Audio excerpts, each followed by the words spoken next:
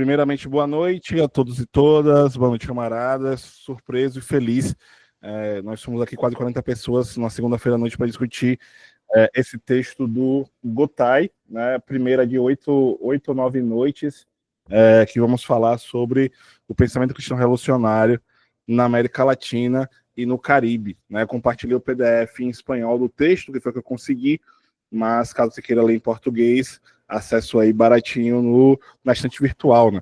Então, vamos aí, né? O Romero vai fazer uma reflexão sobre introdução ao primeiro capítulo, e aí, após a fala dele aí, nós vamos abrir para intervenções, enfim, até durante a fala, levanta a mão aí, faz seu comentário a respeito. E aí, cada noite, vai ser um capítulo, agora introdução ao primeiro capítulo, talvez até um preâmbulo aí sobre o contexto em que o livro é escrito, e aí, próxima segunda-feira, segundo capítulo, e vida que segue. Quem sabe depois de encerrar a discussão, uma noite só, para a gente pensar estudos posteriores e que esse grupo siga estudando aprofundando leituras. Romero, dispensa apresentações. Romero, a fala está contigo. A palavra é sua. Muito bem. Boa noite, Carlos. O som tá bom, né? Deixa eu tirar minha gata daqui, que ela que está balançando aqui a tela, sabe aí? É o seguinte, eu diria que esse livro hoje, o livro do Gotay, ele foi escrito em 1983, na Costa Rica e em vários países da América Latina. No Brasil, ele foi publicado em 1985, né? Repare bem o título do livro, O Pensamento Cristão Revolucionário na América Latina e no Caribe. Então, primeira coisa, eu quero pegar um pouco esse título, né, e depois entrar numa espécie de síntese do livro a partir dos 9 capítulos que o livro tem, né, e focar no primeiro, como o Carlos bem chamou a atenção. Primeira coisa. Segunda coisa é que esse livro, para nós hoje, ele é basicamente uma memória. Veja, quando ele surgiu, em 1900 na década de 80, 1983 ele foi publicado, mas ele começa a fazer a pesquisa em 1980, o Samuel Silva Gotay. Ele é teólogo e sociólogo, né? Tem uma série de outros trabalhos. Esse é o mais conhecido dele no Brasil. Eu acho que é o único livro dele no Brasil. Há um ensaio dele nesse livro aqui, acho que dá para ler aí, né, Carlos? Nesse livro aí é um ensaio dele, aqui, ele está aqui nesse livro, né? Há um ensaio dele sobre a teologia contemporânea na América Latina, no livro História da Teologia na América Latina, esse livro aqui, organizado por Henrique Dussel, né? O Gotay tem um ensaio aqui. E o livro dele, O Pensamento Cristão Revolucionário na América Latina e no Caribe. Então, a primeira coisa é que esse livro, para nós hoje, ele é um livro de memória, né?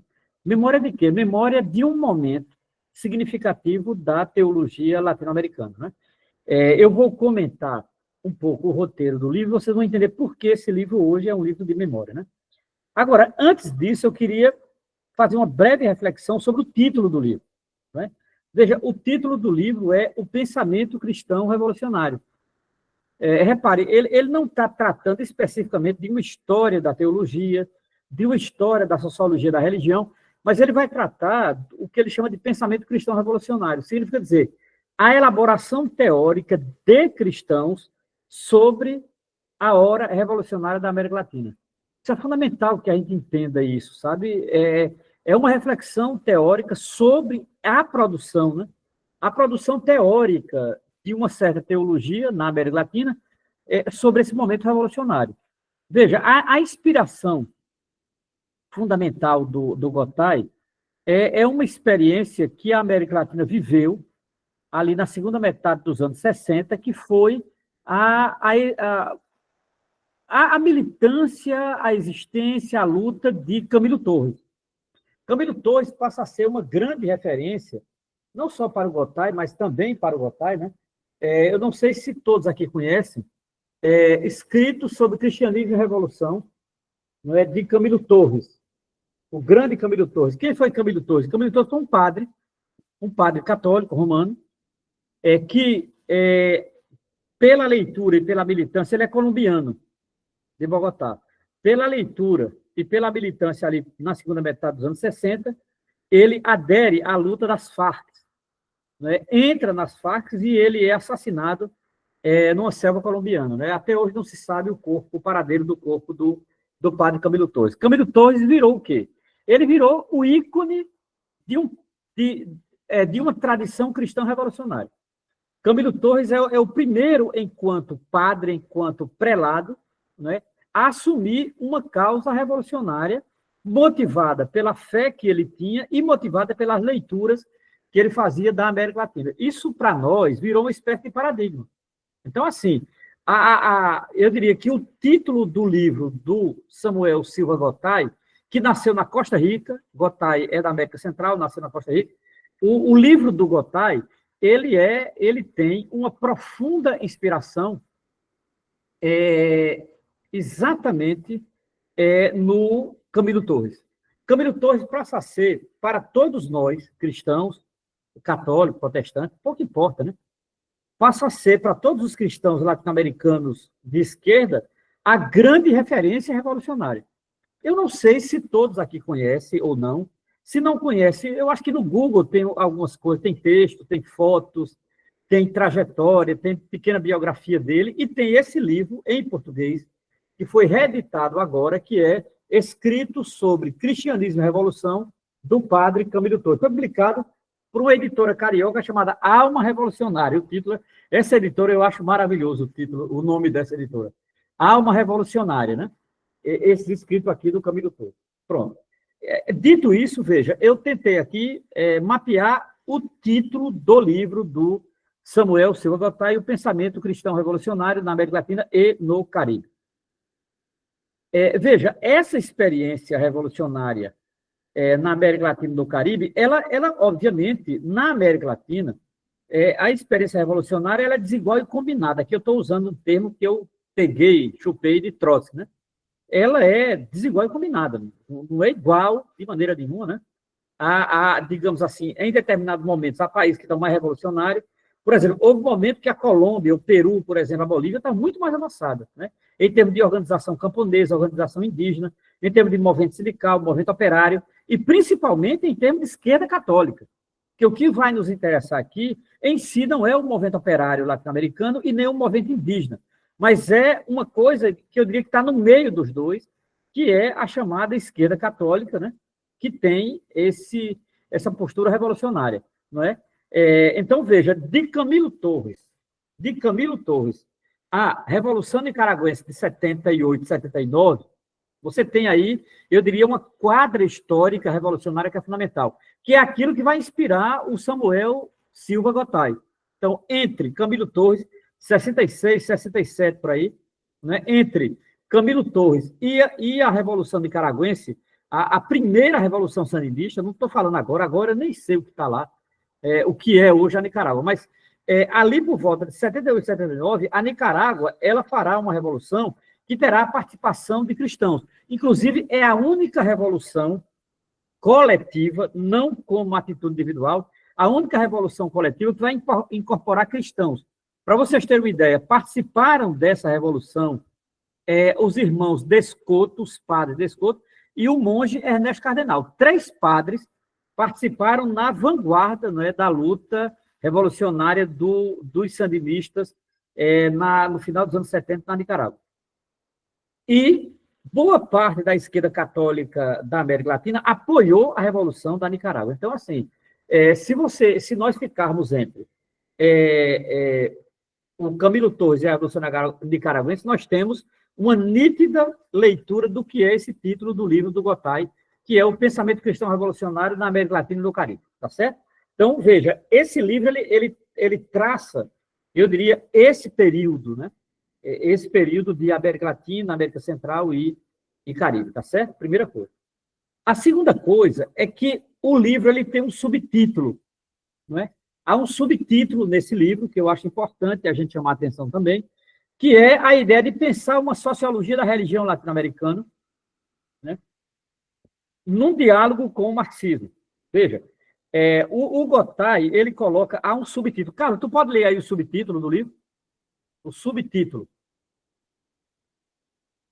Tu pode ler aí o subtítulo do livro. Só o subtítulo.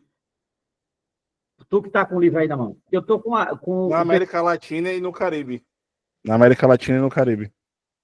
Não, entra na primeira página. Vem aí na primeira página. Na primeira página.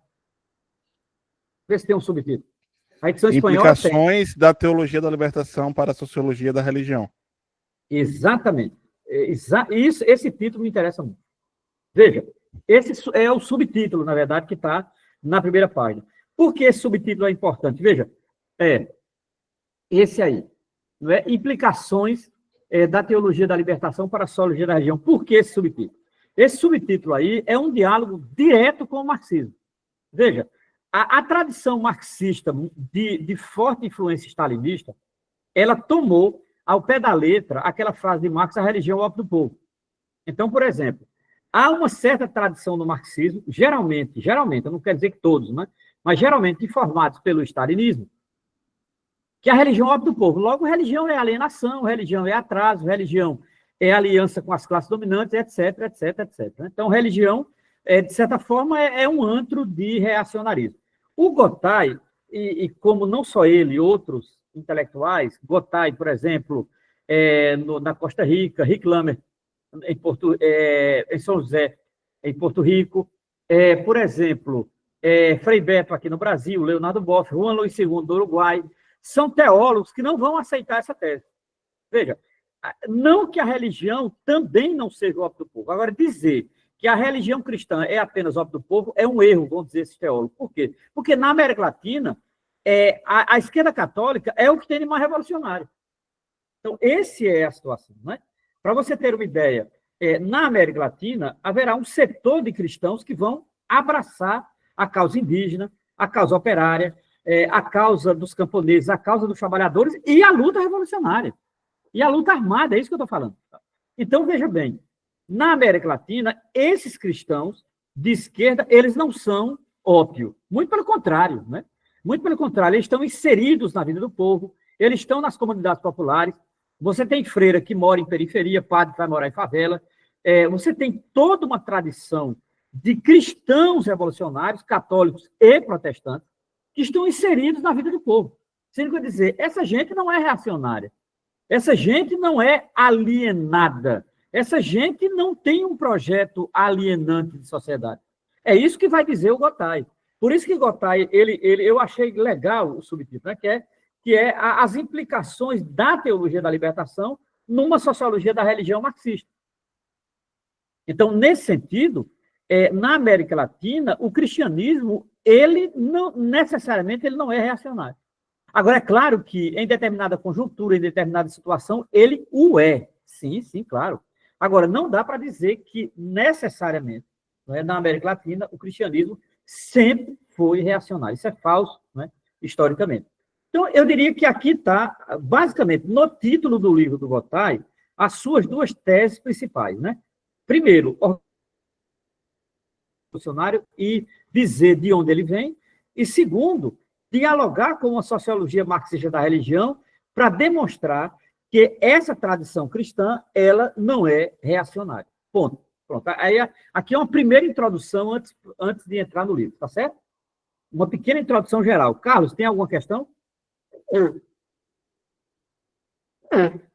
Não, concordando contigo, assim, né? Eu acho que eu li na introdução do primeiro capítulo, e aí, muito interessante como ele fala, olha, é preciso, e aí acho que o que me marca de cara nesse livro é preciso diferenciar a teologia da libertação revolucionária da teologia da libertação reformista. Essa é falsa, mas falarei sobre ela mais à frente.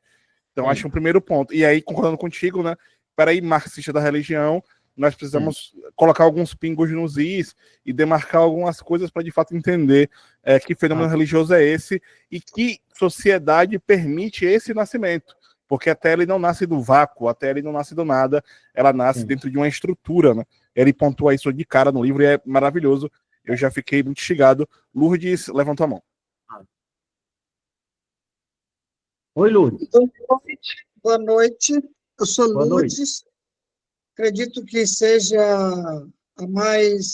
até uma anciã diante de vocês, que parece que tudo uma juventude. E, como foi colocado, isso aí é um livro de memória. Então, precisaria acompanhar o processo histórico quando esse livro foi escrito. Ou esse livro retrata toda uma situação vivida nos anos vamos dizer, não vamos colocar, mas podemos pôr 60, 70, 80. Então, aí tem todo um trabalho.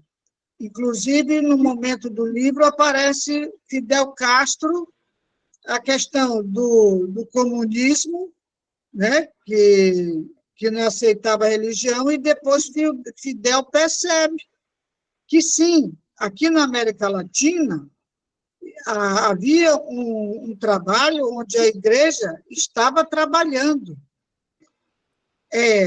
a favor de uma luta, e de uma luta, junto com a nível de camponeses, né? Ali não aparecem tanto os indígenas no momento, mas, sobretudo, os camponeses. Então, eu vejo que é necessária a leitura desse livro e perceber isso daí para não trazer para hoje. Porque, na época, de fato, você falou aí da Revolução Nicaragüense, que se deu em 79, nesse caso aqui, não é? Com já a última que teve, né, da Nicarágua. Porque antes teve lá no Sandino, muito antes, Carlos Fonseca Amador, em 79. E quando ele colocou aí Miguel Descoto, Cardenal, então foi um movimento onde a igreja teve uma participação muito forte, muito ativa em todo esse processo. Camilo Torres, padre, e também os padres aderiram. Aí ele fala do Vaticano II, ele apresenta também a questão do Paulo VI, quando veio fazer uma crítica pesada em cima do movimento que já estava acontecendo aqui no Brasil e em outros países vizinhos, porque teve o Medellín também, que foi um documento feito na Colômbia. Então, é necessário ter conhecimento de todo esse mundo aí, para a gente não ficar fazendo uma conversa hoje, e aí, quando a gente vê a igreja hoje, quando a gente vê a esquerda hoje, não é? Se perde um pouco, né? Se perde um pouco. Veja, primeira coisa, uma observação que eu acho que é fundamental. Veja, o livro é memória para nós hoje, ele não era na época, primeira coisa, tá certo? Quem não lê o livro, eu acho que é importante ler o livro para entender o roteiro dele, primeira coisa. Segundo, ele é memória para nós hoje, porque na época ele não era memória. O livro é publicado em 1983 na Costa Rica, 85 no Brasil, 83 na Costa Rica.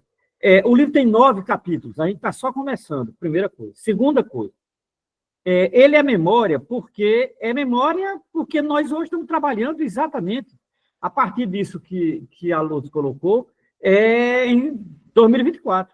Agora, em 83, ele não era memória. Em 83, ele era sistematização. Não há uma diferença de memória e sistematização.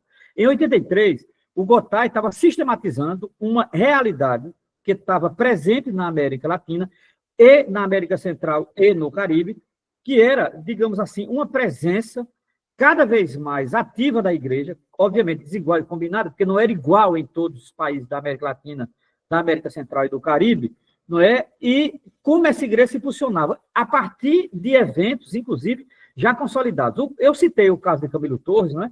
Que é o caso, eu diria que foi ao extremo.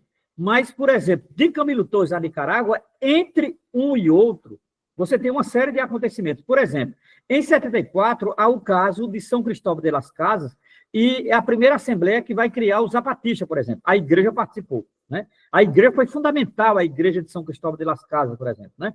Depois, você vai ter a experiência aqui do Brasil, das comunidades eclesiais de base, que eu acho que é um momento também significativo dessa igreja que o Gotay está pensando. Você vai ter a experiência de Gustavo Gutierrez nas periferias de Lima, em que vai nascer o livro 71 da Teologia da Libertação. E, principalmente, eu acho que é fundamental entendermos uma certa luta camponesa, que na América Latina o camponês basicamente é o indígena, né? Com exceção do Brasil. Então, assim, o campesinato indígena latino-americano também profundamente engajado, não é, nessa luta, e principalmente a partir de setores da igreja. Então, você tem um conjunto de situações que o Gotay, ele não está fazendo memória, ele está sistematizando, né? O livro, ele é um livro de sistematização. Agora, para nós, o que significa ele? Memória. Porque, veja, o livro foi escrito em 85, publicado no Brasil, ele teve pouco impacto no Brasil, inclusive, né? Não teve grande impacto no Brasil, não é? É tão provado que só teve uma edição, não é dele. Então, ele, na verdade, está sistematizando, né, experiências concretas que advêm da América Latina, principalmente a partir de Camilo Torres, a partir da Conferência Episcopal de Medellín de 68, não é? E se você pensar, ele vai no México, ele vai na América Central, que é a região dele, ele chega na América Latina, então ele percebe que tem experiências, inclusive umas mais radicais do que outras. Não é à toa que ele usa termo como reformista para um lado, ele usa o termo mais avançado, revolucionário, para outro, mas ele está tentando sistematizar, não é, esse conjunto de situações e ideias, não é, que, de certa forma, definem, não é, isso que ele chama de pensamento cristão revolucionário. Ponto. Gutenberg está escrito, hein, Carlos? É Gutenberg, é? E tem outra pessoa também, né? Isso. Primeiramente, boa noite a todos e todas. Só adicionando um pouquinho, se eu puder, né, no que tange a esse debate marxista da religião e tal, essa coisa do ópio do povo, infelizmente é algo que era muito lido até mesmo antes da época de Stalin. A gente via, por exemplo, Lenin fazia muitas vezes uma sinonímia entre trabalhadores religiosos e trabalhadores que não tinham uma consciência desenvolvida, acreditando novas tarefas, novas forças, que ele faz essa... vamos supor que exista um grupo de operários fabris que sejam ateus, portanto, mais conscientes. Então, isso é algo, assim, eu diria, pelo menos, dentro da obra de Marx, não há dúvida, Marx é fervorosamente antirreligioso. A questão é que, a partir de Stalin, cria-se um grupo que faz uma exégese da obra de Marx, tenta ler Marx como um texto religioso, a partir do qual não se pode desviar. E aí não se apagam, por exemplo, várias... A realidade ainda é muito contraditória. Se apagam várias experiências interessantíssimas, como, por exemplo, James Connolly, lá na Irlanda. Morreu, infelizmente, em 1916, um ano antes do primeiro Estado Socialista. Connolly é um homem católico fervoroso, grande estudioso de teologia, debatia com os padres e foi elogiado por Lenin. Sim. Conhecido, assim, por anos e anos na União Soviética como Lenin irlandês. Então, essa grande parte da história, o Mariátegui, por exemplo, o Partido Comunista do Peru maoísta, apaga completamente o fato que Mariátegui era profundamente religioso. Sim. Então, tem esse apagamento da história religiosa revolucionária que tem que ser resgatado. E esse livro, para mim, é muito interessante por causa disso. Agora, veja bem, uma observação sobre Lenin. Saiu recentemente pela editora Lavra para Lavra o livro Lenin e a Religião. O Lenin é mais complexo. De fato, há momentos em que Lenin assume de maneira dogmática a ideia de religião como do povo, e há momentos em que ele assume o contrário. Então, Lenin é mais complexo. Agora, antes de Lenin, a questão não é nem Lenin. Eu diria que Lenin não é o melhor. O melhor, na verdade, é o próprio Engels. Quem corrige Marx é Engels. O primeiro a corrigir Marx é Engels, né? Então, no livro que saiu agora sobre Ludwig Feuerbach e o fim da filosofia clássica alemã, em anexo há um texto de Engels sobre o cristianismo primitivo. Engels abre toda uma leva de estudos que será seguido por Rosa Luxemburgo, será seguido por Karl Kautz e depois será retomado por Gramsci, né? Então, assim, eu diria que no primeiro momento, e eu acho que aí é por isso que eu culpo o stalinismo, porque, na verdade, o stalinismo não soube ler essa tradição, até que poderia concordar com Lenin, até porque Stalin usou algumas frases de Lenin. Mas, por exemplo, não podia usar Kautsky, não podia usar Rosa Luxemburgo, não podia usar Engels, e muito menos Gramsci.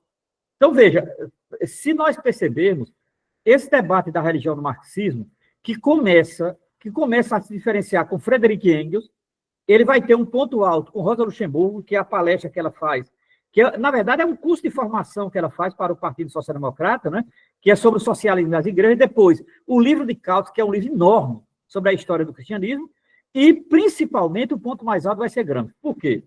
Porque Gramsci ele vai reorientar completamente o debate marxista da religião. Porque Gramsci ele vai trabalhar a ideia do fenômeno religioso tal qual. O que é que Gramsci vai fazer? Ele vai estudar o catolicismo. Gramsci, no quarto caderno do Cáceres, Gramsci dedica quase a metade do caderno ao catolicismo. Então, nesse sentido, Gramsci é absolutamente fundamental. É Gramsci que reorienta. O problema é a Segunda Internacional, a tradição stalinista, nossa senhora, eles voltaram ao dogmatismo, né? E aí, obviamente, foi um problema para a América Latina. O Gutenberg cita Mariátegui. Mariátegui é um caso à parte. Mariátegui é um caso à parte, né? Eu e Carlos, a gente já fez uma live, foi, Carlos, sobre os 7 ensaios. O capítulo específico sobre o fator religioso. Está lá. Os 7 ensaios de interpretação da realidade peruana tem um capítulo inteiro sobre o fator religioso. em que Mariátegui vai comparar o catolicismo com as tradições indígenas, né? Incaicas e incaicas, principalmente, né? Mas é muito interessante. Mariátegui é um caso à parte. Mariátegui em tudo, Mariátegui tem que ser tratado como uma figura muito singular, não é? Nessa tradição marxista latino-americana. Diz aí, Carlos. Lá na Heresia também tem Mariátegui, tem marxismo e religião, algumas coisas, e tem uma live sobre o Lenin, também esse livro do Lenin, é a religião. Sobre a introdução, retomando o comentário, né, da Lourdes, e aí eu estava lendo o texto e lembrando do Feuerbach, né, fazendo um paralelo aí, no sentido de que o Feuerbach fala que a religião é fruto da sociedade, e aí complementando, o Gotay fala indiretamente que a religião é fruto da classe. E aí é pensar o seguinte: eu não quero provar se Deus existe ou não, esse é outro debate, deixem os teólogos pensando a respeito disso. A minha questão é: a religião existe. A religião existindo, ela é fruto, ela servirá à classe trabalhadora positivamente, ou será só um freio da luta da classe trabalhadora, né? Porque tem aí a pergunta de início, que é mais fundamental.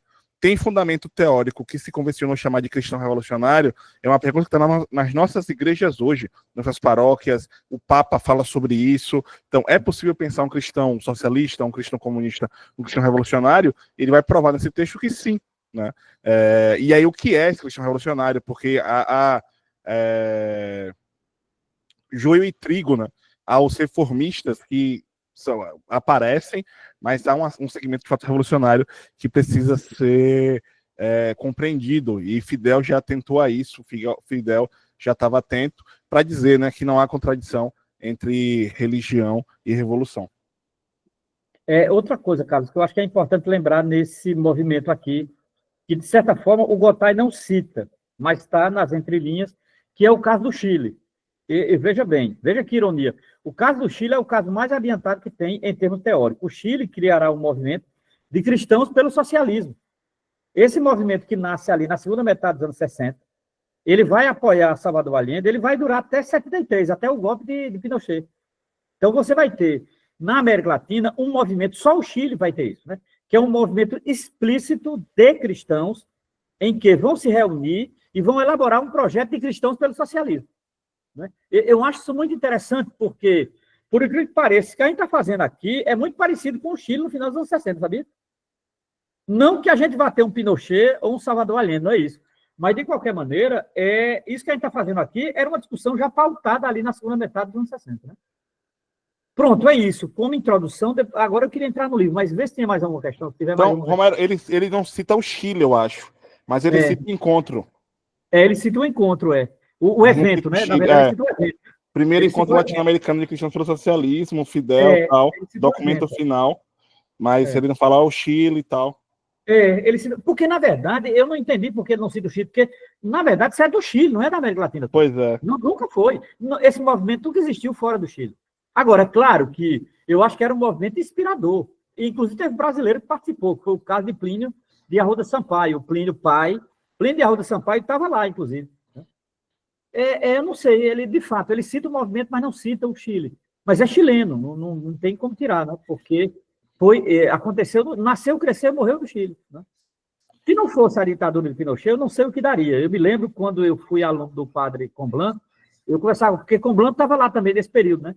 Comblan dizia, se não fosse a ditadura de Pinochet, ninguém sabe o que seria o Chile, porque é difícil prever. Agora, segundo Comblan, o Chile marchava cada vez mais para organizações de base. Isso Comblan não abre mão, ele dizia. Né? Ele dizia, eu não sei se o Chile iria para o socialismo, agora, que o Chile marchava mesmo, para organizações de base era fato, principalmente no modelo de conselhos. Né?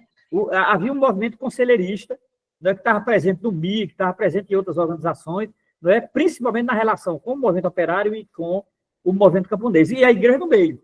Né? E a igreja lá no meio. Pronto. Mais alguma coisa, minha gente?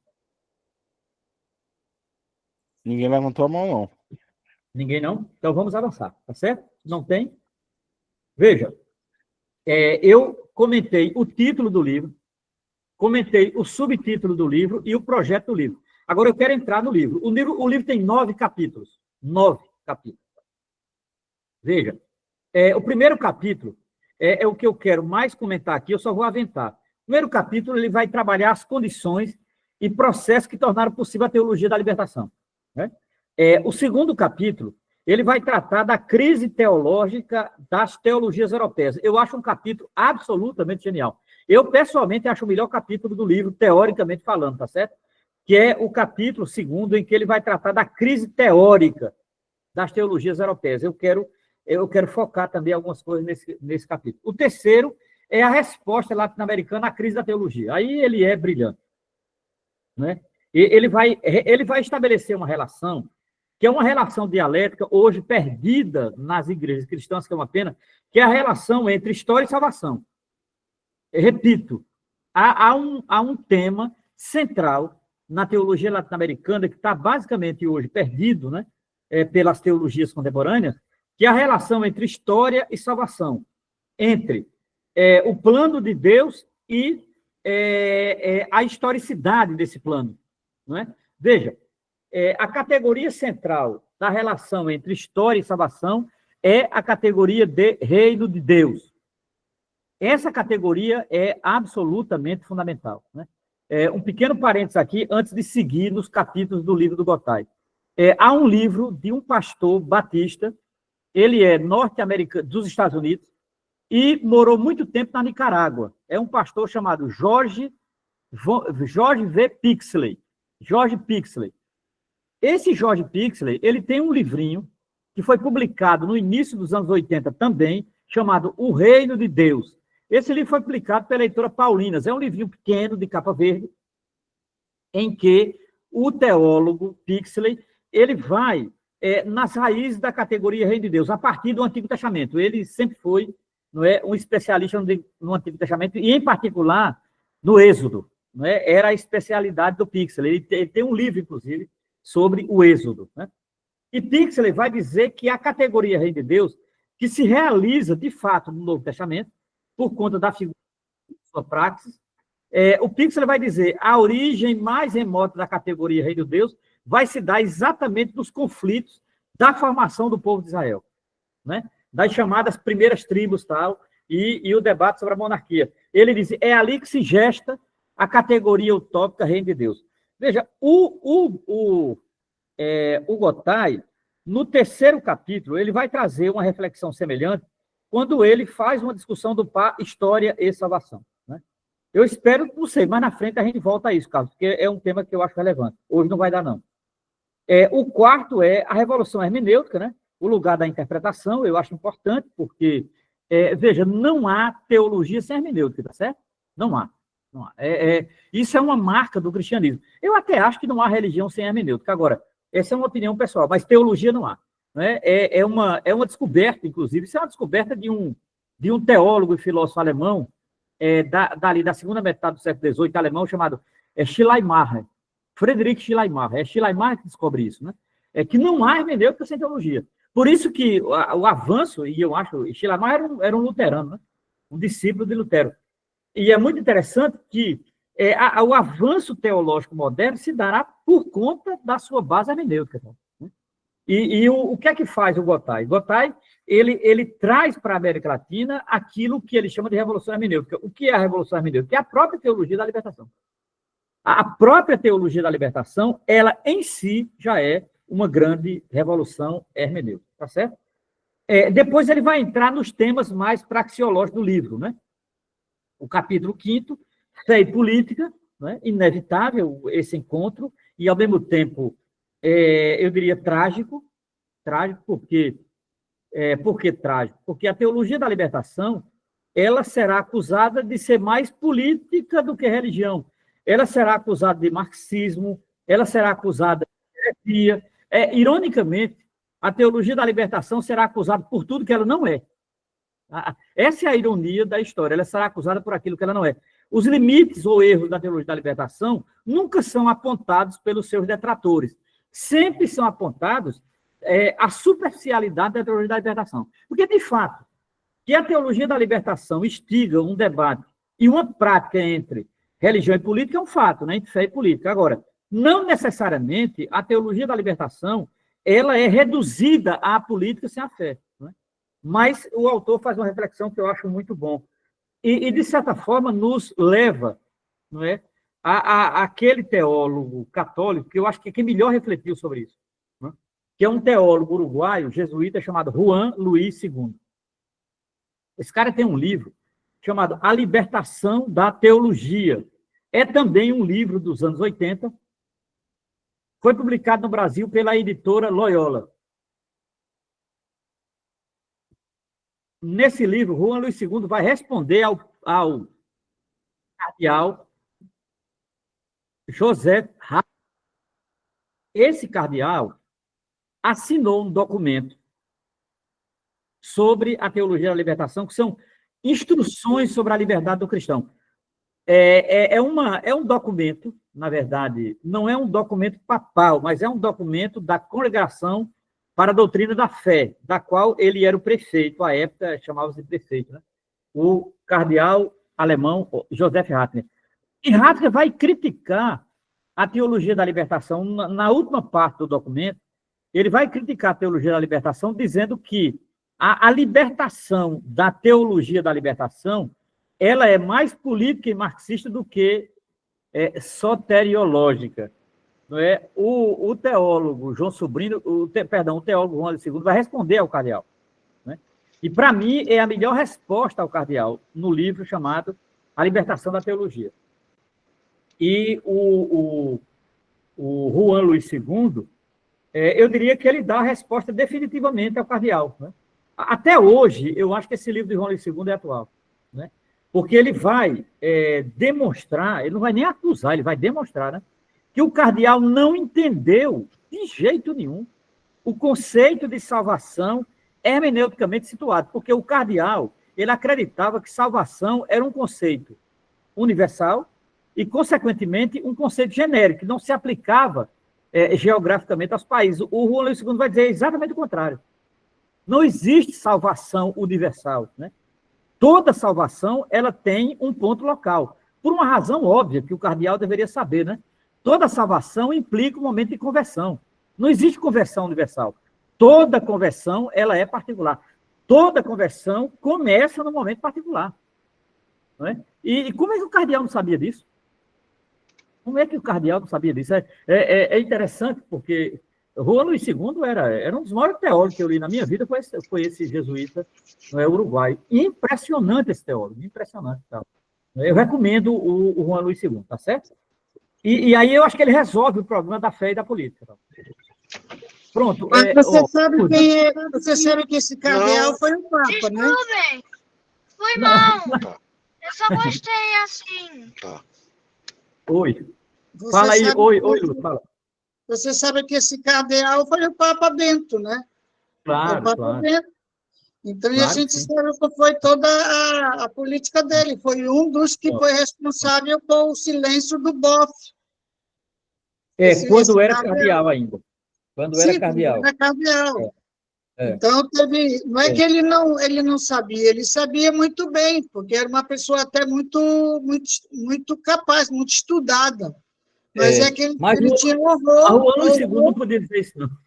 Juan Luís II não podia dizer, né, que ele não sabia. Juan Luís II era o simples padre jesuíta, não podia dizer que ele não sabia. Mas Juan Luís II ironizou com ele. Na verdade, ironizou, né? Porque ele deveria saber disso. Ele deveria saber. Tá? Isso é um primado teológico fundamental, né? Mas eu recomendo, eu acho que foi a melhor resposta ao cardeal, e para mim resolve esse problema. A teologia da libertação é mais política do que teologia, só quer saber de política, de revolução. Cara, isso é uma coisa tão...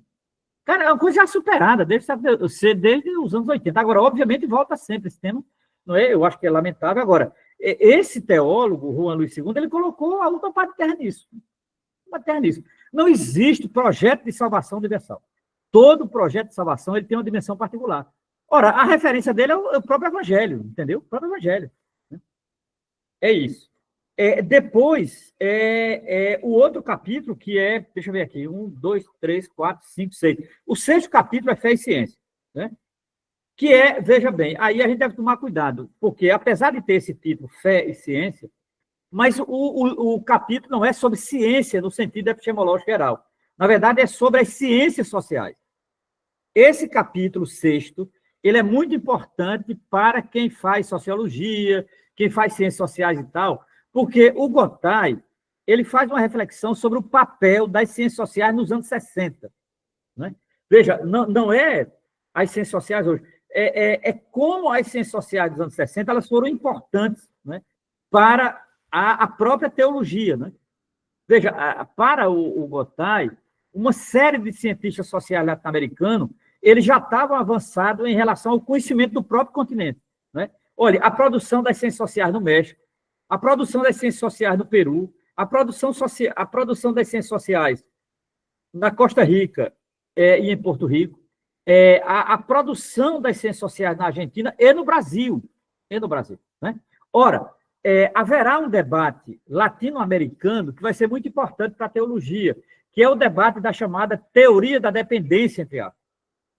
O que o Gotay entende por ciências sociais tem a ver exatamente com a chamada teoria da dependência. Aí eu diria, olha, esse tema é um vespeiro, porque você vai ter ciências sociais e ciências sociais, né?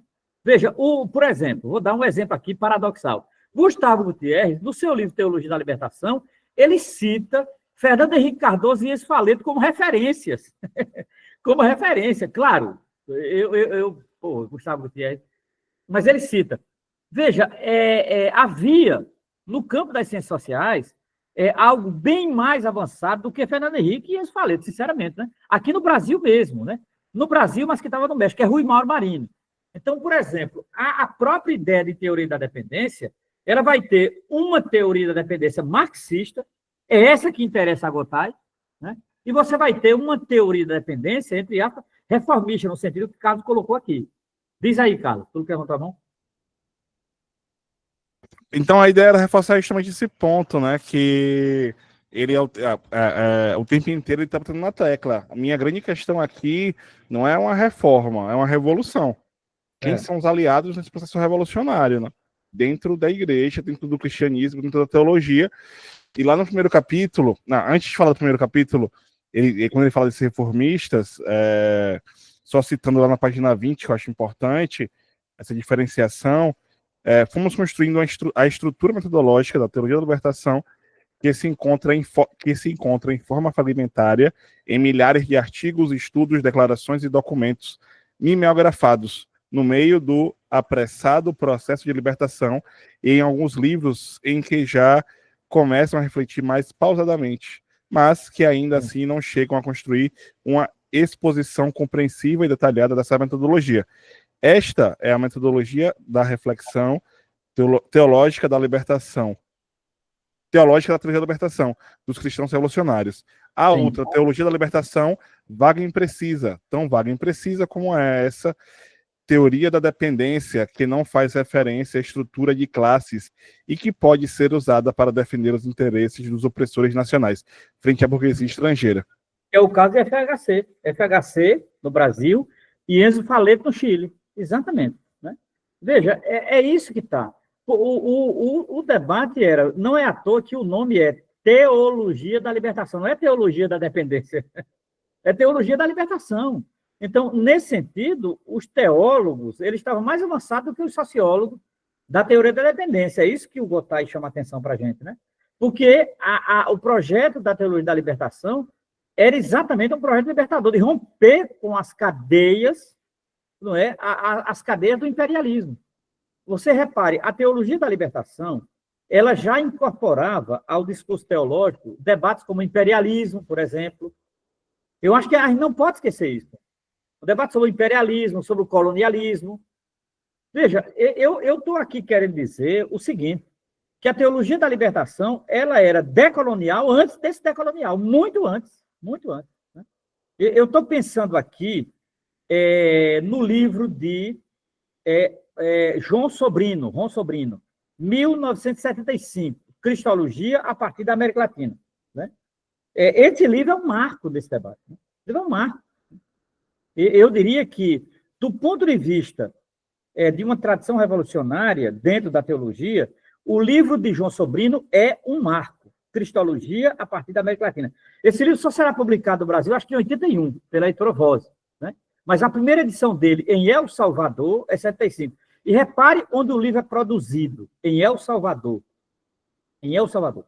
O eixo, naquele momento, ali na passagem 60, 70, era a América Central. A América Central era um barril de pólvora. Primeiro, porque estava colado com os Estados Unidos. Segundo, porque havia uma rebelião, principalmente camponesa, né? Honduras, Guatemala, Costa Rica, Porto Rico, Nicarágua. Então, assim, havia uma América Central muito impaciente e, ao mesmo tempo, muito rebelde, que os Estados Unidos vão perseguir violentamente. Mais do que a China, mais do que o Caribe, vai ser exatamente na América Central que os Estados Unidos vão fincar suas garras ali, até hoje. Os Estados Unidos eles vão quase que destruir a América Central. Né? É uma coisa assim, foi uma fúria contra a América Central. Né? E não é à toa que a teologia que é produzida na América Central, ela é uma teologia de confronto. Né? Não esqueçamos os padres jesuítas que estavam lá, puta merda. Muito interessante isso, entendeu? Ó, Gutenberg levantou a mão, depois Lula, depois Marcos, André. Gutenberg, diga aí, meu velho.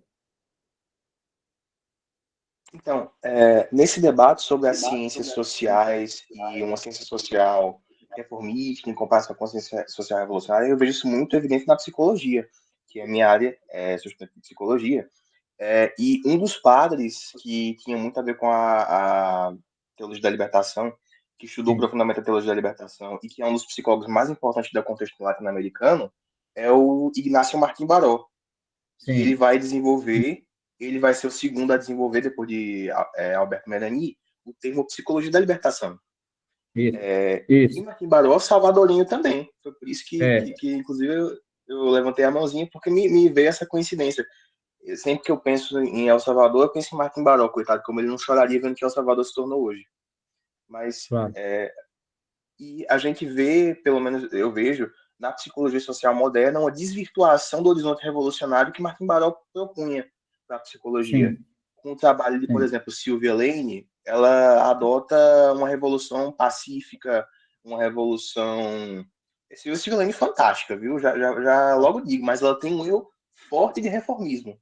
E é algo que desvirtua do que Martín Baró vinha propondo.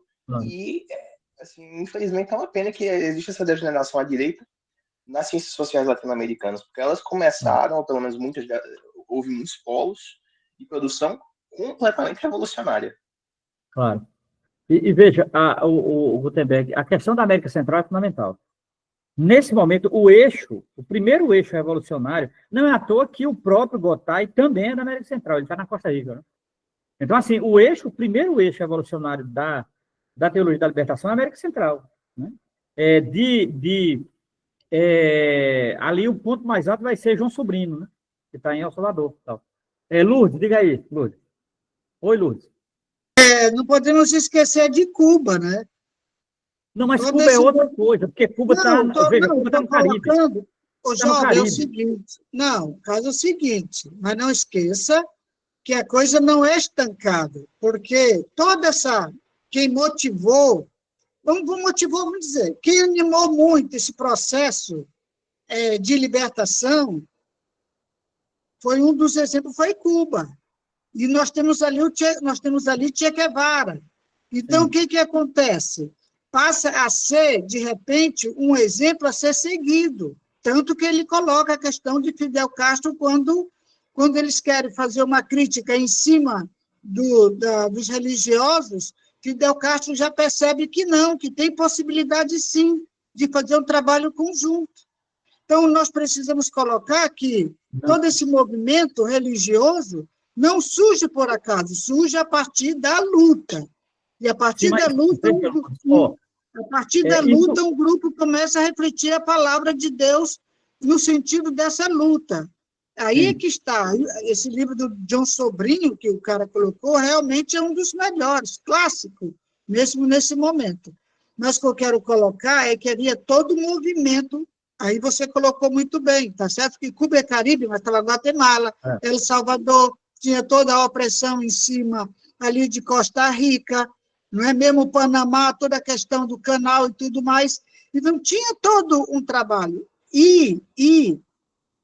A questão religiosa, o bonito é que esse movimento ele surge até primeiro pelo setor evangélico, não surge pelo setor da Igreja Católica.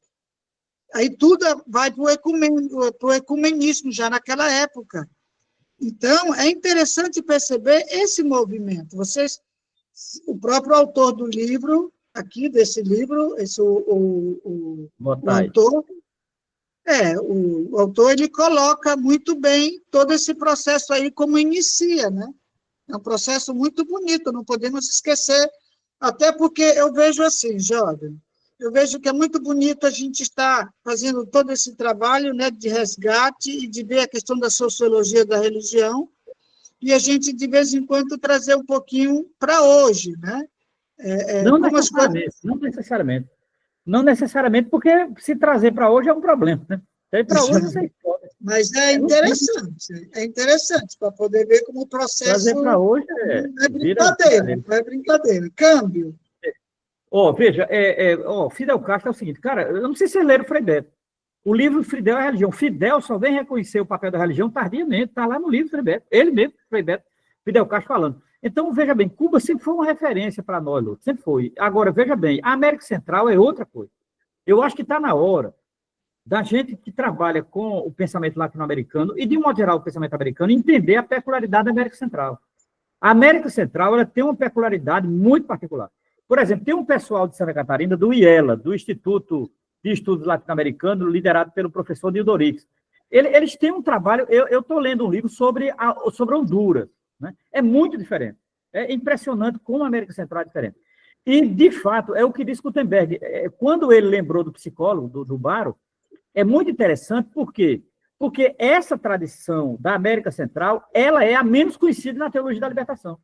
Porque, de um modo geral, se entende a teologia da libertação muito latino-americana, centrado na América do Sul, historicamente. E por isso que eu acho que foi uma ideia muito boa de Carlos, quando sugeriu o livro do Gotay, porque Gotay não está na América do Sul. Gotay é da Costa Rica. Não é isso, Carlos? Eu acho que foi muito bom essa escolha, porque muda o eixo do debate da teologia da libertação e mostra o papel importante da América Central. Então, a América Central está colada nos Estados Unidos, por ter uma tradição de rebelião camponesa desde o século XIX, e principalmente pelo grau de radicalidade que a América Central vinha nos anos 60, ela foi a mais perseguida pelos Estados Unidos. Os Estados Unidos foi para cima da América Central, toda a América Central, inclusive a Nicarágua, né? Para cima. O que os Estados Unidos fez com a América Central é o resultado que nós temos hoje. O que os Estados Unidos fez com o Haiti, Costa Rica, Porto Rico, cara, é uma coisa assustadora. Assustadora a situação hoje, não é, da América Central e a selvageria neoliberal lá, né?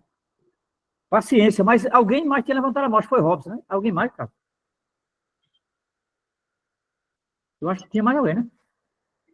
Foi Robson. Depois de Lutz. Tinha sido Gutenberg, Lutz e não sei se foi Robson ou Denis, sei lá. Tu lembra? Não tem. Acho que abaixou. Não sei. E eu acabei me inscrevendo. Não sei, mas se tiver alguém antes, fica à vontade para encerrar aqui. Depois. Tem outro ponto no texto, né? Acho que assim, na primeira parte do capítulo 1, ele faz um mapeamento econômico do contexto, que é fundamental a gente ter ciência, né? Meio que um contexto econômico, político e social, para dizer a teologia da libertação não surge do nada, né? Ela surge de um processo econômico, político, cultural, etc., colonizador, e é preciso fazer esse movimento contra os colonizadores. Ele vai mostrando economicamente como nós estamos muito aquém do famoso, né, dos países, das primeiras economias do mundo, e isso aí são dados históricos que estão lá naquele contexto dos anos 60. Mas, lembrando dos nossos inimigos hoje, eu acho fantástico quando ele cita encíclicas antissocialistas, antimarxistas, claro. Que é já um primeiro ponto para dizer, o catolicismo é essencialista, o catolicismo não estuda história, o catolicismo nega processos históricos, e para a gente, história é tudo. E aí vai mostrando, né, desde o Leão XIII, com a encíclica que eu não conheço, eu conheço várias encíclicas que ele cita aqui, mas essa primeira do Leão XIII, lá de 1878, sim. Eu vou tentar postar o nome aqui no chat, para quem não... Pronto, já achei aqui, tá no site. no chat, condenação aos erros do socialismo, comunismo e niilismo. Todos obstaculizam a autoridade, agridem o matrimônio e a família, combatem o direito à propriedade privada. Porque o catolicismo comete esse erro, o cristianismo, de forma geral, comete esse erro de tratar a propriedade privada como dom natural. Se a propriedade privada é dom natural, por que eu nasci sem nada? Por que eu não tenho nada até hoje? Então, a prática mostra que essa teoria cristã está totalmente errada. Nós nascemos sem nada e os trabalhadores seguem a vida toda sem nada. Como é que eu posso falar de dom natural da propriedade privada? E aí ele vai sistematizando em encíclicas posteriores essa crítica antimarxista, essa crítica antissocialista, com a famosa Rerum Novarum, né? Enfim, e outros textos de outros papas, em especial os Pios, Pio IX, Pio X, Pio XI. Pio IX é o pior. Pio IX é o pior. Pode ter certeza, Pio IX é o pior. Pio IX é o mais antissocialista de todos os papas. Né? E aí, eu acho interessante, só fechando esse comentário, como ele aponta o João 23 como um aliado, né? O João 23 é o primeiro da sequência de papas que vai dizer, pelo menos vai dizer que tem uma parte de socialismo que é legal e permite o diálogo entre católicos e socialistas. Acho que é o primeiro papa, né, Romero? Que recebe uma liderança socialista abertamente, publicamente. E que ele morou numa região socialista, ele morou na Bulgária. Ele foi bispo na Bulgária, né? E diplomata na França, o João 23, que é o Giovanni Roncalli, era o nome dele e tal. Não é à toa que a direita odeia Roncalli, odeia João 23. João 23 é odiado inicialmente dentro do catolicismo, né? O primeiro ódio que ele desperta não é fora do catolicismo, é dentro do catolicismo. Veja, Carlos, é isso mesmo. A tradição seria um capítulo à parte, inclusive, né? A tradição antissocialista dentro do catolicismo começa com Pio IX, né? Pio IX, ele foi um papa contemporâneo de Marx, inclusive, né? Quando Marx, no Manifesto Comunista, cita o papa, está citando ele, né? Se vocês lembram, lá no Manifesto Comunista de 48, Marx diz que há uma santa aliança na Europa reacionária, que é o czar, que é Metternich e o papa. O papa é Pio IX, né? Pio IX é o primeiro grande papa antissocialista, antiliberal, antimaçom, né? Depois, aí sim, vai vir o Leão XIII, não é? Leão XIII será... Leão XIII vai tentar conciliar inicialmente, e depois ele vai lançar a encíclica Rerum Novarum, não é? E ele, diferentemente de Pio IX, ele não vai lançar apenas uma encíclica, ele vai mobilizar toda uma base católica contra o socialismo. Isso é próprio de Leão XIII. Leão XIII é contemporâneo da criação do curso de serviço social. Aí começa toda a história. O curso de serviço social, ele nasce na igreja para combater o socialismo. É irônico que o serviço social tem hoje Paulo Neto, né? É irônico, porque nasceu o contrário. O serviço social nasceu para combater o socialismo, né? E combater o socialismo com o quê? Com o assistencialismo, que era um projeto do Papa Leão XIII, e a encíclica dele, chamada Rerum Novarum, de 1891, essa encíclica. Veja, eu não sei porque Carlos citou isso, mas, assim, isso obviamente, está no livro do Gotay, e Gotay cita isso, essa tradição antissocialista da igreja, para mostrar o impacto da teologia da libertação. O interesse de Gotay, ao citar essa tradição antissocialista, é destacar a importância da teologia da libertação. Porque de João 23, Paulo VI, a teologia da libertação, haverá uma tentativa de conciliação, né? Entre o projeto socialista e o projeto católico. Então, a ideia era não mais partir de uma animosidade contrária, não é? que era documentos contrários, né? Que era o que mais tinha, na verdade, da igreja. Para vocês terem uma ideia, o Concílio Vaticano II não vai condenar nada. A maior crítica da direita católica ao Concílio Vaticano II é que o Concílio Vaticano II não condena nada. O Concílio Vaticano II não vai condenar comunismo, não vai condenar socialismo, não vai condenar liberalismo. Ele não condena nada. As orientações do Concílio Vaticano II são todas pastorais e não condenatórias. Por exemplo, o Concílio Vaticano II não vai desenvolver uma teologia do inferno, uma teologia do céu, uma teologia do purgatório. Essa é a crítica da direita católica, que não há uma escatologia no Concílio Vaticano II. De fato, não há, porque não precisava.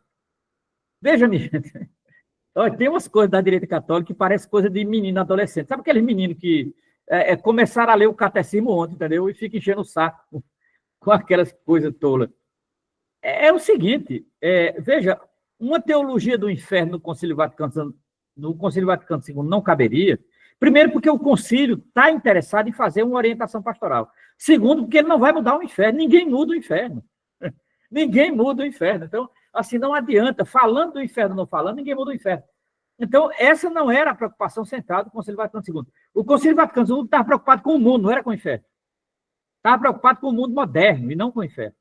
Estava preocupado em responder aquela questão que vai ser fundamental para a América Latina. Como se evangeliza no mundo moderno.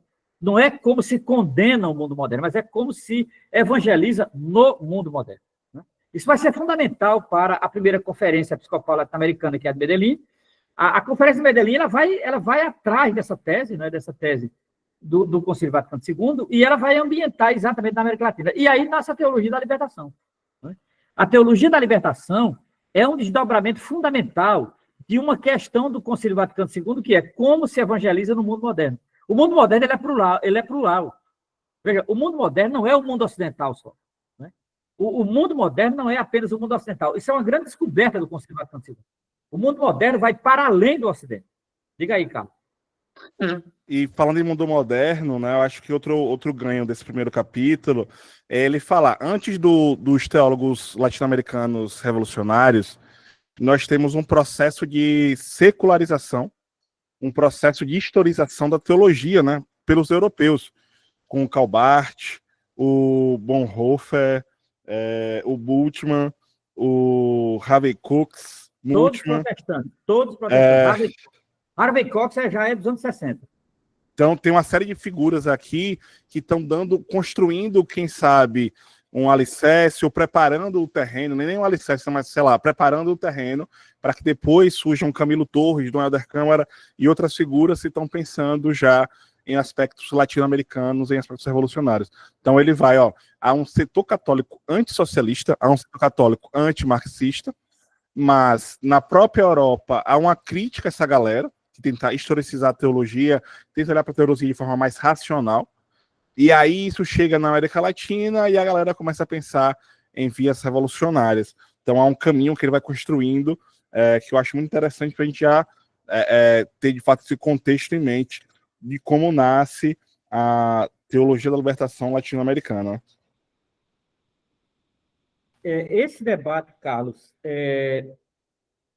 das origens teológicas a partir, principalmente, das mudanças na Europa, a partir da teologia da secularização, é fundamental. Secularização, né? Ele cita, para mim, o mais importante de todos esses teólogos que você citou, é um alemão chamado Dietrich Bonhoeffer. Esse é o melhor de todos. Bonhoeffer, ele morreu num campo de concentração nazista, né? Ele foi assassinado pelos nazistas. Bonhoeffer é considerado, na tradição protestante luterana, o mais radical, né, dessa tradição moderna do protestantismo do século XX. Né?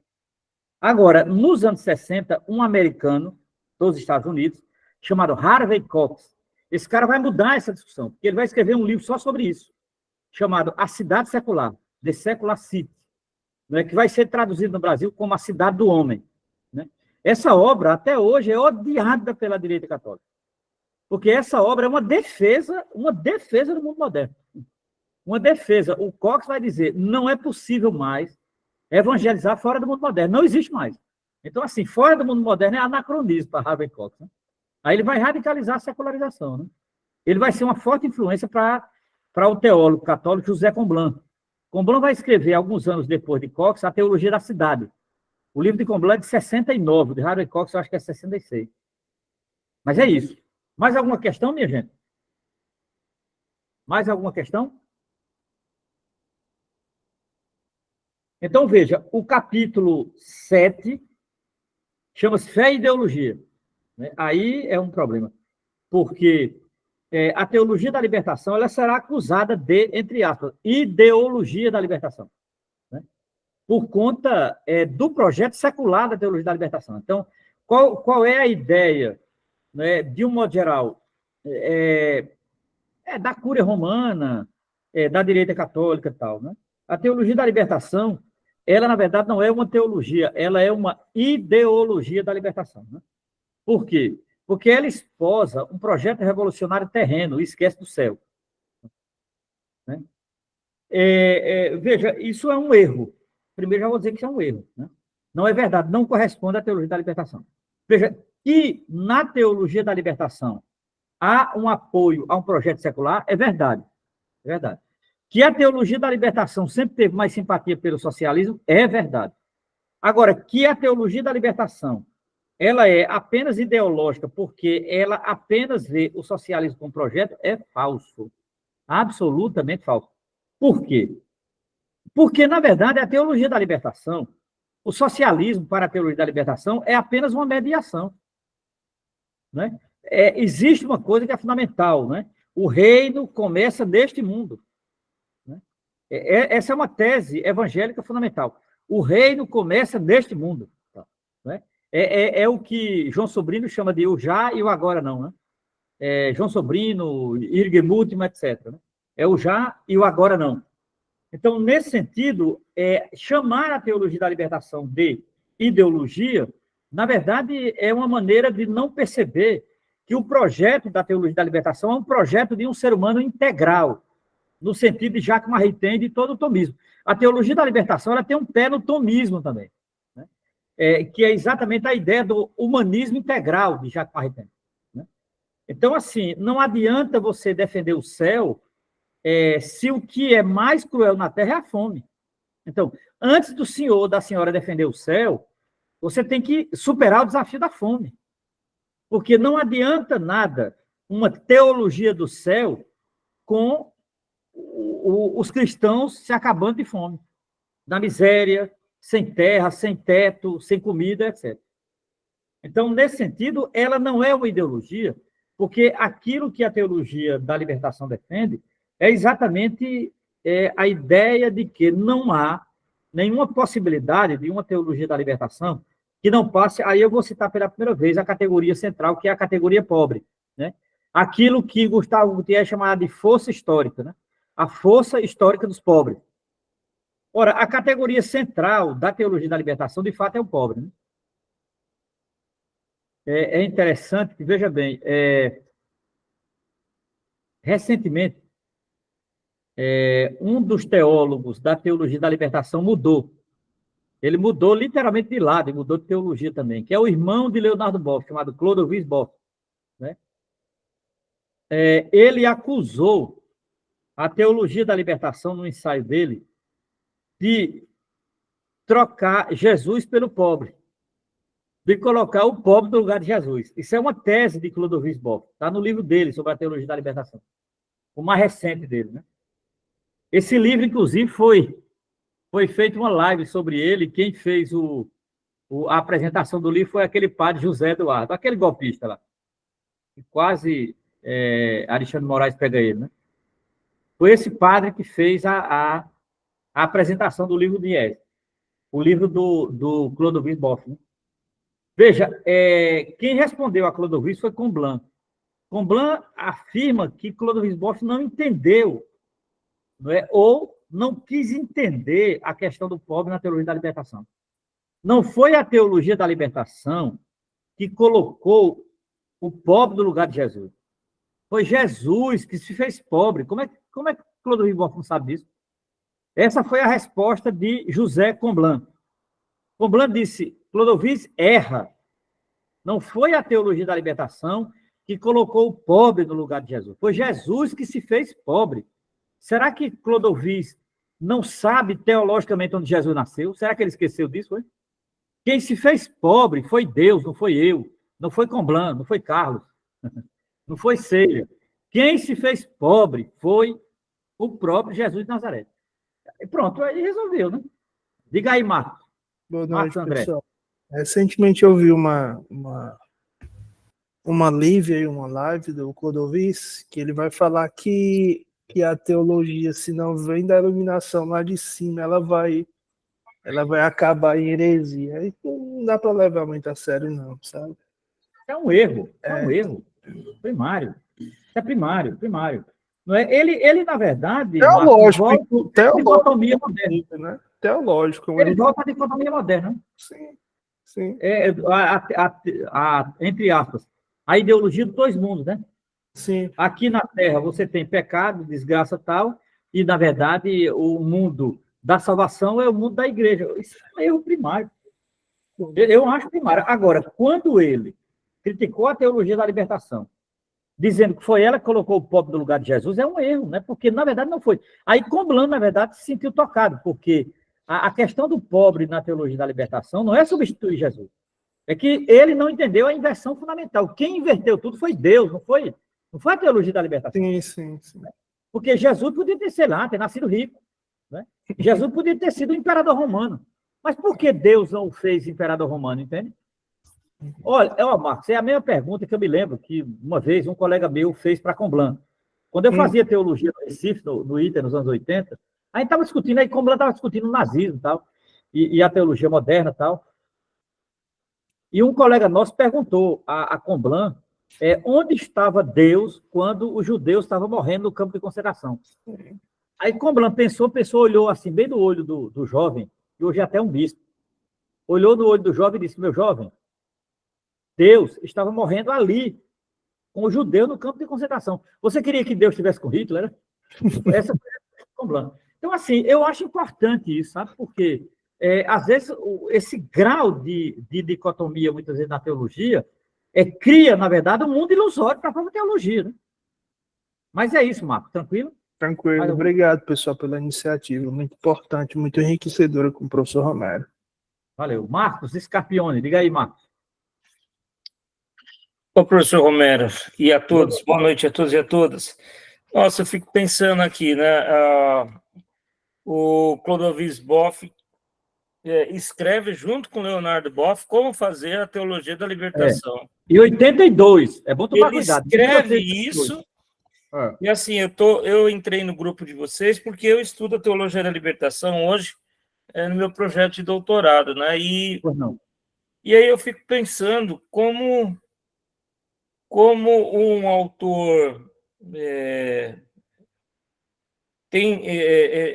consegue escrever um livro sobre aquilo que de fato é a teologia da libertação, e logo em seguida, por a gente não sabe por quais motivos, mas geralmente a gente sabe que a Igreja Católica ela é capaz de cooptar, e ela é capaz de pressionar, e ela é capaz de moldar novos caráteres em virtude daquilo que lhe é peculiar e que lhe interessa, né? E aí a gente observa o Clodovis Boff escrever isso, e depois, logo em seguida, escrever que a crise da Igreja Católica... Né? Sim. É o último livro dele. É o último livro dele. Está pensando o seguinte: a única coisa que...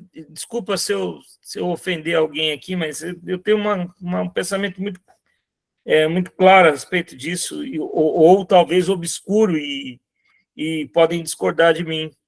Mas a única coisa que não tem aí é transcendência nenhuma, né? A única coisa que não tem aí naquilo... E a teologia, infelizmente, se existisse alguma inspiração mágico-religiosa, me parece que nessa contradição ela termina, né? Sim. Obrigado, sim. Viu? Daí, se o senhor puder falar um pouco disso também, enfim. Veja, o Clodovis Boff, pasmem, muita gente fica boquiaberta. Clodovis Boff foi autosseriano, pode ser um negócio desse? Na segunda metade dos anos 70, a tese de doutorado dele é uma tese inspirada em autosser, chama Teologia e Prática. É a tese de doutorado dele que ele defende na Sorbonne. Esse livro tem pela editora Voz. A minha edição é da editora Voz, chama-se Teologia e Prática. Né? É a fase autosseriana de Clodovis, só para você ter uma ideia quem era Clodovis Boff, entendeu? Agora, veja bem, é o seguinte, exatamente por que Clodovis mudou, eu confesso que não sei. Agora, eu tenho algumas hipóteses, porque não só foi Clodovis, não. Foi uma série deles, né? Para você ter uma ideia, alguns outros teólogos também mudaram. Clodovil mudou e, de certa forma, mudou e fez militância, né? Mas não só foi ele, não. Na verdade, foi uma galera que percebeu que a teologia da libertação foi longe demais, estava esgotada, era uma ideologia, só queria saber de marxismo, de pobre e tal, né? E perdeu a dimensão da transcendência. Isso é uma leva de teólogos, Clodovis à frente, né? Contra isso. Eu acho, pessoalmente, eu acho isso um equívoco tremendo, tá? Porque, veja, olha, eu vou dizer aqui com muita tranquilidade, Marcos, Scarpione e outros, né? Há uma tradição espiritual na teologia da libertação extraordinária, extraordinária. Há uma tradição mística na teologia da libertação extraordinária, há uma tradição de espiritualidade. Olha, eu recomendo a todos que estão aqui, se você tem interesse nesse debate sobre a espiritualidade na teologia da libertação, você procure ler um padre chileno chamado Segundo Galileia. Eu não sei se aqui alguém já leu esse homem. Segundo Galileia é o nome dele. Esse homem tem um livro chamado A Espiritualidade na Teologia da Libertação, que eu acho, e é publicado pela editora Paulinas, ali nos anos 80.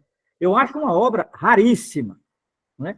O padre Segundo Galileia, ele era um homem que morava numa periferia do Chile, depois foi exilado por causa de Pinochet, foi para o México. Um homem que sempre trabalhou em periferia e sempre elaborou experiências de oração a partir dos pobres. E ele escrevia muito a partir disso, né? Então, assim, eu acho um erro tremendo essa ideia de que a teologia da libertação não reza, a teologia da libertação não tem preocupação com a transcendência, a teologia da libertação não tem preocupação com a espiritualidade. Eu acho um erro isso, acho um erro. Acho isso falso, inclusive. Na verdade, o que as pessoas pedem da teologia da libertação é o que ela não poderia dar nunca. Veja, a teologia da libertação não é uma teologia para o devocionalismo, não é.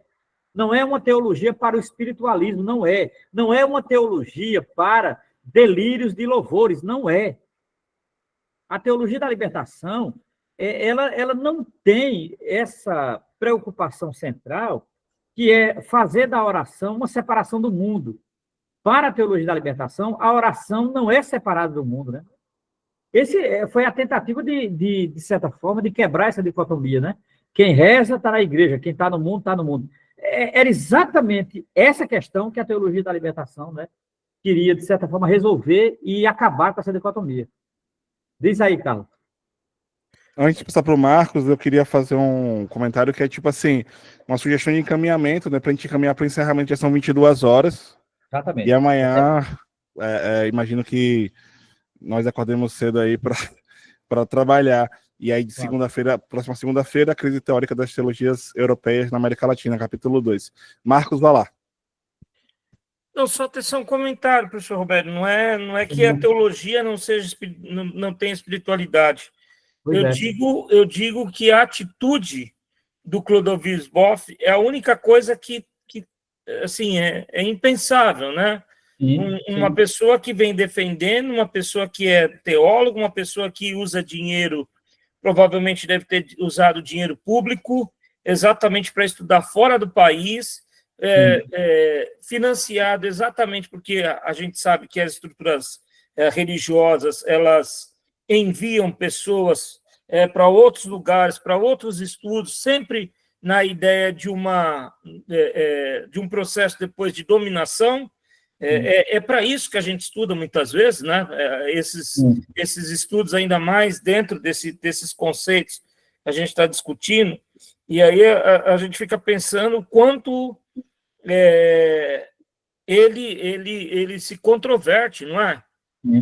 Com certeza. Com uma tese de doutorado, uma tese de doutorado, sendo um teólogo, tendo a capacidade em sua